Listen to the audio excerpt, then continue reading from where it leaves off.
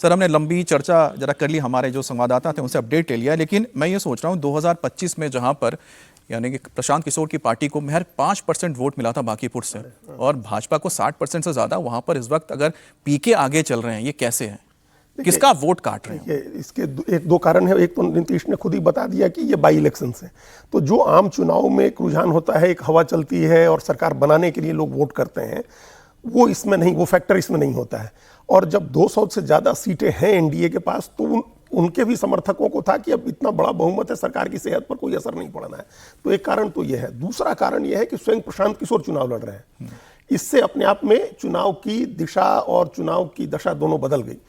तीसरा कारण यह है कि भारतीय जनता पार्टी ने एक प्रयोग के तौर पर अपने तमाम बड़े नेताओं को, जो प्रभावी नेता हैं उस इलाके के कायस्थ कम्युनिटी के ही हैं, उनको छोड़ करके एक साधारण कार्यकर्ता को टिकट दिया था, जिनकी बड़ी पहचान उस इलाके में नहीं थी। ये कारण है, ये फैक्टर हुआ, ये काफ़ी असर किया लोगों के, मतदाताओं के मतदान व्यवहार को इसने काफ़ी प्रभावित किया। और उसके बाद जो आरजेडी है उसने लगभग सरेंडर कर दिया पहले ही दिन। तो जिस दिन, जैसे ये चार कारण है, प्रशांत किशोर जैसे ही लड़ाई में आए वैसे ही वो मुख्य प्रतिद्वंदी हो गए भारतीय जनता पार्टी के। ये भाजपा की ट्रेडिशनल सीट है, 9 बार से भारतीय जनता पार्टी चुनाव जीत रही है 95 से।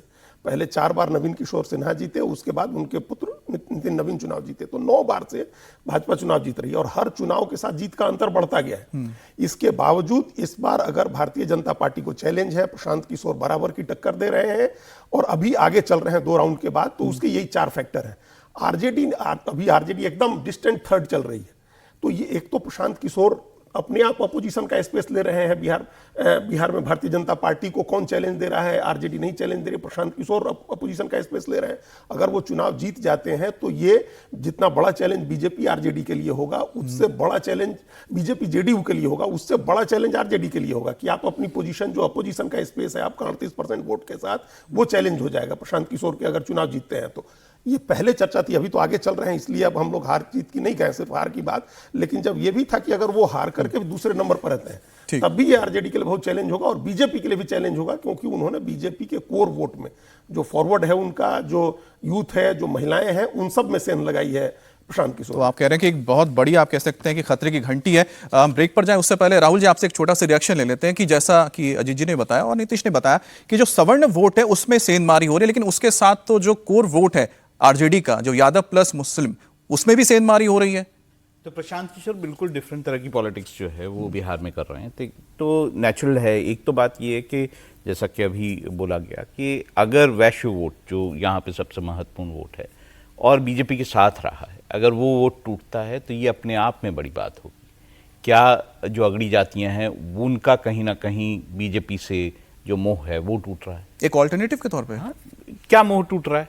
क्योंकि अदरवाइज तो हमेशा हर स्थिति में जो अगड़ी जातियाँ हैं, उन्होंने खास तौर से जो ब्राह्मण हैं, जो वैश्य हैं, उन्होंने, आप देखेंगे तो बिहार में ज़्यादातर वोट जो है वो बीजेपी को दिया है। तो ऐसे में अगर ये टूटता है तो बहुत बड़ी बात है। और दूसरा, प्रशांत किशोर, देखिए पिछले विधानसभा चुनाव में प्रशांत किशोर जो हैं ये हिम्मत नहीं जुटा पाए थे कि खुद लड़ते, तो कहीं ना कहीं इस सीट में उनको ऐसा लगा कि इस तरह का समीकरण बन सकता है। और देखिए, नितिन नवीन बीजेपी के राष्ट्रीय अध्यक्ष हैं। अगर ये सीट, अभी तो बहुत सारे राउंड्स बाकी हैं, लेकिन अगर ये सीट बीजेपी हारती है तो उसको सच में ये सोचना पड़ेगा, क्योंकि सारे बड़े नेता जो हैं वहाँ के बिहार के, वो इस सीट में लगे हुए थे, मुख्यमंत्री तक इस सीट में लगे हुए थे, और ऐसे में अगर हार होती है तो बहुत सोच की बात तो है। यहाँ पर सोचने के लिए बीजेपी के पास भी बहुत कुछ होगा अगर वो सीट हारती है। और दूसरा, जैसा कि अजीत जी आपने बताया, इस पर आगे हम चर्चा करेंगे कि सरेंडर कर देना, अगर आरजेडी ने सरेंडर कर दिया, अगर कांग्रेस ने सरेंडर कर दिया, तो क्यों सरेंडर कर दिया, क्यों वो फाइट नहीं की इस सीट पर।